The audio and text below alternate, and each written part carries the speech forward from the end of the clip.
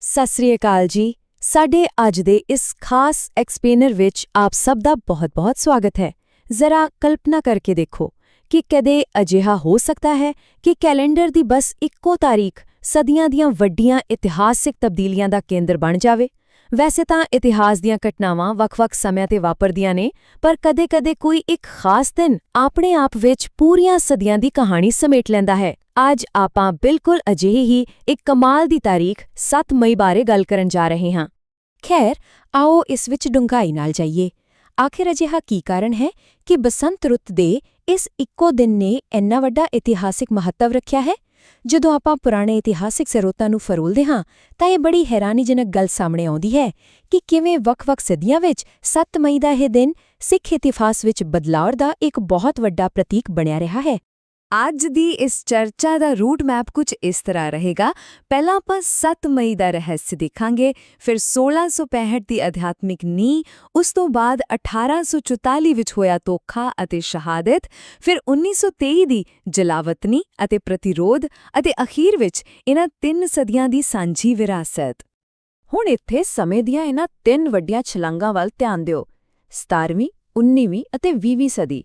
ਇਹ ਸਮੇਂ ਦੇ ਬਹੁਤ ਵੱਡੇ ਪਾੜੇ ਨੇ, ਪਰ ਇਹਨਾਂ ਤਿੰਨਾਂ ਵੱਖ-ਵੱਖ ਸਦੀਆਂ ਨੂੰ ਜੋੜਨ ਵਾਲਾ ਜਿਹੜਾ ਸੁਨਹਿਰੀ ਤਾਗਾ ਹੈ ਨਾ, ਉਹ ਇੱਕੋ ਹੀ ਹੈ, 7 ਮਈ ਦੀ ਤਾਰੀਖ।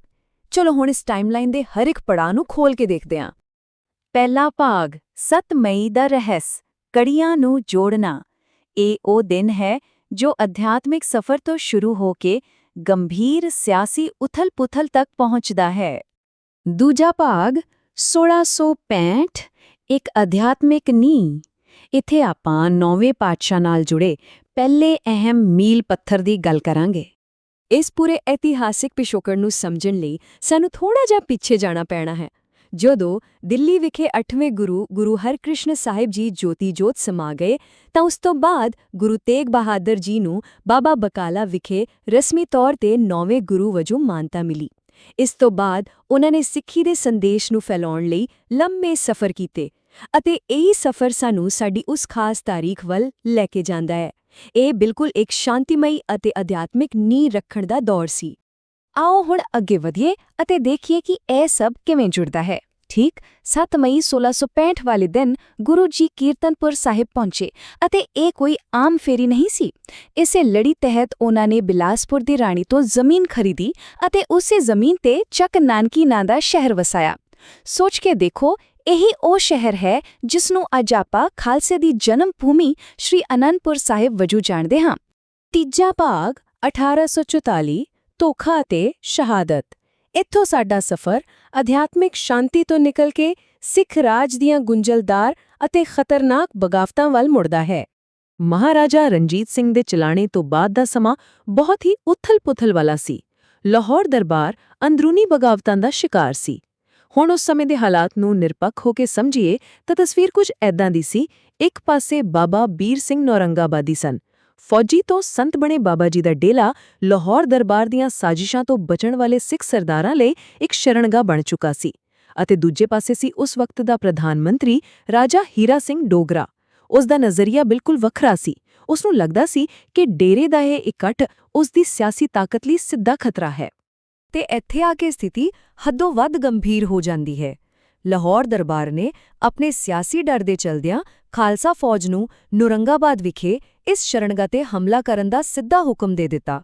ਇਹ ਘਟਨਾ ਬੜੇ ਸਪਸ਼ਟ ਰੂਪ ਵਿੱਚ ਦਰਸਾਉਂਦੀ ਹੈ ਕਿ ਕਿਵੇਂ ਸਿਆਸੀ ਹਿੱਤਾਂ ਨੇ ਸਿੱਖ ਰਾਜ ਦੇ ਅੰਦਰੂਨੀ ਕਲੇਸ਼ ਨੂੰ ਭੜਕਾਇਆ ਅਤੇ ਆਪਣਿਆਂ ਨੂੰ ਹੀ ਆਪਣਿਆਂ ਦੇ ਸਾਹਮਣੇ ਲਿਆ ਕੇ ਖੜਾ ਕਰ ਦਿੱਤਾ। ਹੁਣ ਇਸ ਬਿੰਦੂ ਬਾਰੇ ਜੋ ਸਭ ਤੋਂ ਦਿਲਚਸਪ ਅਤੇ ਭਾਵੁਕ ਗੱਲ ਹੈ, ਉਹ ਹੈ ਬਾਬਾ ਬੀਰ ਸਿੰਘ ਜੀ ਦਾ ਇਹ ਪ੍ਰਤੀਕਰਮ।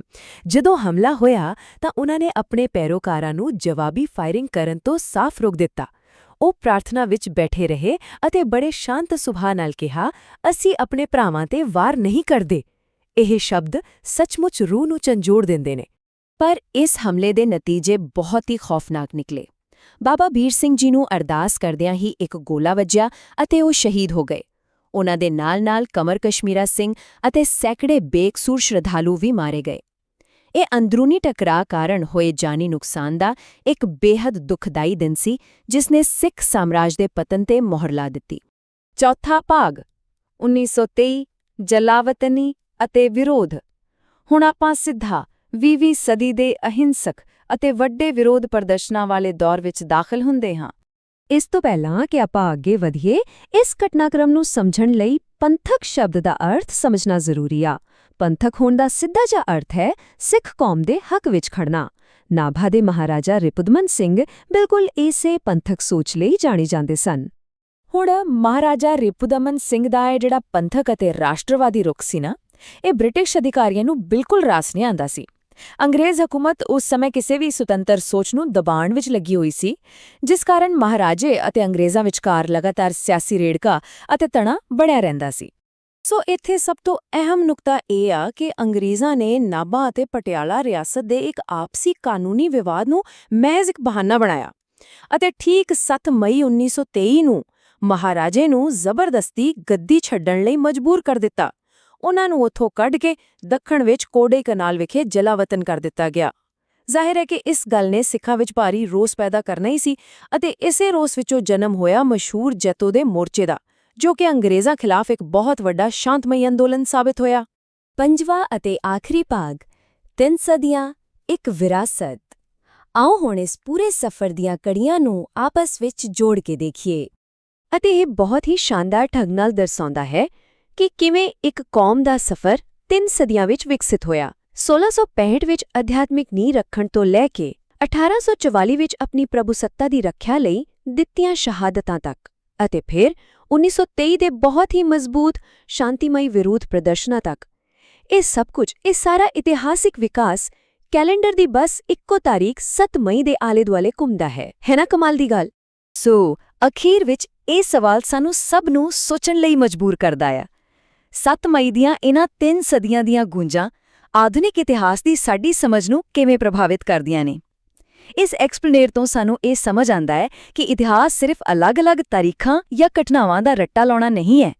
ਇਹ ਤਾਂ ਇੱਕ ਡੂੰਘਾਈ ਨਾਲ ਜੁੜਿਆ ਹੋਇਆ ਤਾਣਾ-ਬਾਣਾ ਹੈ। ਜਦੋਂ ਅਸੀਂ ਅਤੀਤ ਦੀਆਂ ਇਹਨਾਂ ਕੜੀਆਂ ਨੂੰ ਇਸ ਨਜ਼ਰੀਏ ਨਾਲ ਦੇਖਦੇ ਹਾਂ ਤਾਂ ਸਾਨੂੰ ਪਤਾ ਲੱਗਦਾ ਹੈ ਕਿ ਸਿੱਖਣ ਲਈ ਸਾਡੇ ਇਤਿਹਾਸ ਦੇ ਪੰਨਿਆਂ ਵਿੱਚ ਅਜੇ ਹੋਰ ਵੀ ਬਹੁਤ ਕੁਝ ਰੁਕਿਆ ਹੋਇਆ ਹੈ। ਅੱਜ ਦੀ ਇਹ ਪੇਸ਼ਕਾਰੀ ਇੱਥੇ ਹੀ ਸਮਾਪਤ ਹੁੰਦੀ ਹੈ। ਇਹਨਾਂ ਇਤਿਹਾਸਿਕ ਤੱਥਾਂ ਤੇ ਵਿਚਾਰ ਜ਼ਰੂਰ ਕਰਿਓ।